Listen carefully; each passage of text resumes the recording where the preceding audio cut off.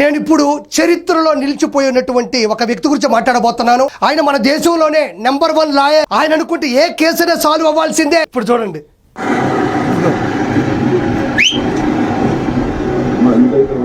చూడు, ముందే కెమెరా వాళ్ళకి ఫోన్ చేశాడు. నా బండి ఇక్కడ ఆగుతుంది, నువ్వు కెమెరా ఈ పక్క పెట్టుకో, డోర్ ఇలా తీస్తాను, కాలు కింద పెడతాను అని ముందే చెప్పాడు. చెప్పగానే మీరు అంటే నేను చెప్పా, ప్రపంచంలోనే మన భారతదేశంలో ప్రపంచంలో నెంబర్ 1 లాయర్ అని చెప్పాను, నన్ను నమ్మండి.